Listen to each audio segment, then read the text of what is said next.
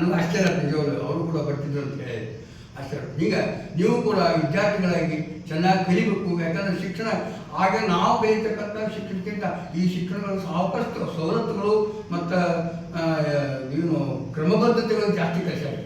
ಸವಲತ್ತುಗಳು ಸಾಕಷ್ಟು ಸಿಗ್ತವೆ. ಆಮೇಲೆ ಎಲ್ಲ ರೀತಿಯಲ್ಲಿ ಪಾಲಕರಾಗಲಿ ಶಿಕ್ಷಕರಾಗಲಿ ಆಮೇಲೆ ನಿಮ್ಮ ಸಮಾಜದ ಆತ್ಮೀಯ ಆಜುಬಾಜುದ ಜನಗಳಾಗಲಿ ನಿಮಗೆ ಒಳ್ಳೆಯ ಪ್ರೋತ್ಸಾಹ ಕೊಡ್ತಾರೆ.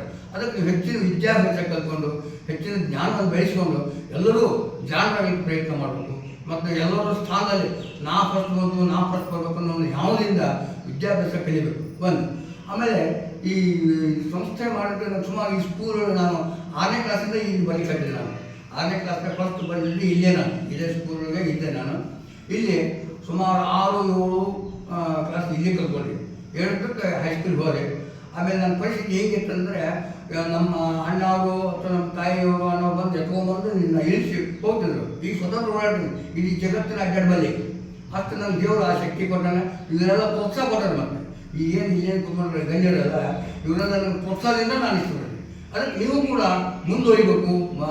ಫಾರ್ವರ್ಡ್ ಎಲ್ಲದಕ್ಕೂ ಎಲ್ಲ ರೀತಿಯ ವಿದ್ಯಾಭ್ಯಾಸಗಳು ಮೊದಲು ಬರಬೇಕು. ಮತ್ತು ಆಟ ಪಾಠಗಳ ಸಾಮಾನ್ಯ ಇರೋದಿಲ್ಲ.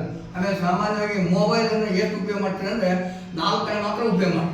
ಹೆಂಗೆ ಉಪಯೋಗ ಮಾಡ್ಬೇಕಂದ್ರೆ ಕೆಲವೊಂದೆಲ್ಲ ಗೇಮು ಏನೇನೋ ಬರ್ತಾವೆ. ಅದರಲ್ಲಿ ಅವನ್ನೆಲ್ಲ ಸ್ವಲ್ಪ ಅವಾಯ್ಡ್ ಮಾಡಿ, ಅವ್ನು ಸರಿಸ್ಬಿಡಿ. ಅದ್ರಲ್ಲಿ ಇರ್ತಕ್ಕಂಥ ಕೆಲವೊಂದು ಮಹತ್ವಗಳು ಬರ್ತಾವೆ. ಈ ವಿಜ್ಞಾನಕ್ಕೆ ಸಂಬಂಧಪಟ್ಟಿದ್ದು ಬರ್ತೈತಿ. ಆಮೇಲೆ ಏನಾದ್ರು ಕೆಲವೊಂದೆಲ್ಲ ಈ ಪ್ರಶ್ನೋತ್ತರ ಬರ್ತಾವೆ, ಅವನ್ನೆಲ್ಲ ಹೆಚ್ಚಾಗಿ ನೋಡಿ ಪ್ರಯತ್ನ.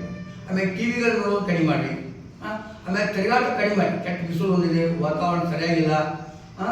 ಈ ಚಿಕ್ಕ ವಯಸ್ಸು ಕಡೆ ನಿಮಗೆ ಏನು ಅನಿಸೋದಿಲ್ಲ. ಆದರೆ ಈ ವಯಸ್ಸಿನೊಳಗೆ ನೀವು ನಿಮ್ಮ ಹೆಲ್ತನ್ನು ಕಾಯ್ಕೊಂಡು ಗಂಭೀರಾಗಿ ಬದುಕಿ ಬಾಳಿ ಹಿರಿಯರಿಗೆಲ್ಲ ಗೌರವ ತರಬೇಕು, ಶಾಲೆಗೆ ಗೌರವ ತರಬೇಕು. ನಿಮ್ಮ ತಂದೆ ತಾಯಿಗಳನ್ನ ಗೌರವ ತರಬೇಕು. ನಿಮ್ಮ ತಂದೆ ತಾಯಿ ಹೆಂಗಂತಂದರೆ ನಮ್ಮ ಮಗ ಭಾಳ ಶಾಣಿದ್ದಾನೆ, ನಮ್ಮ ಮಗ ಹೆಮ್ಮೆ ಬಿಡ್ಬೋದ್ರಿ ಅನ್ನೋ ಪಾಲಕರು ನಿಮಗೂ ಅರಿಬೇಕು. ನೀವು ಅದು ಬೆಳೆಸ್ಕೋಬೇಕು. ನಿಮ್ಮಲ್ಲಿ ಇರ್ತಕ್ಕಂಥ ಶಕ್ತಿ ಅದುವೇ ಏನು ಅಂತಂದರೆ ಅಗ್ರಿ ಕ್ರಿಯೆಯಾಗಿರಬೇಕು. ವಿದ್ಯಾರ್ಥಿಗಳ ಅಭ್ಯಾಸ ಹೆಚ್ಚಿಗೆ ಗಮನ ಕೊಡಬೇಕು.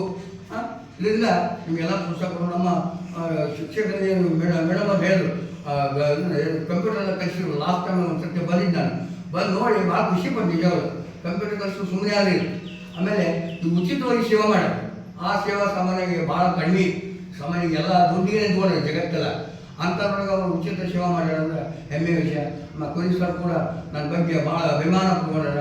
ಚಿಕ್ಕವ್ರಿಗೆ ನಮ್ಮ ಬಗ್ಗೆ ನೋಡ್ಕೊಂಡಾರ, ನನ್ನ ಬಗ್ಗೆ ತಿಳ್ಕೊಂಡಾರ. ಇಷ್ಟೊತ್ತು ನನ್ನ ಬಗ್ಗೆ ಸ್ವಲ್ಪ ಎಲ್ಲ ಹೇಳಿದಾರೆ. ಅದಕ್ಕೆ ನೀವು ಕೂಡ ನಾನು ಹಿಂಗಿದ್ರೂ ಕೂಡ ಸಾಧನೆ ಮಾಡಿ, ನೀವು ಸರಿಯಾಗಿದ್ದವ್ರು ಯಾಕೆ ಹೆಚ್ಚಿಗೆ ಸಾಧನೆ ಮಾಡ್ಬೋದು. ಹೆಚ್ಚಿಗೆ ಸಾಧನೆ ಮಾಡಿ ಯಶಸ್ವಿ ಗಳಿಸಿ ಚಲೋ ಆಗಲಿ ಅಂತ ಹೇಳಿ ನನ್ನ ಹಾರೈಕೆ. ಎಲ್ಲರಿಗೂ ನಮಸ್ಕಾರ.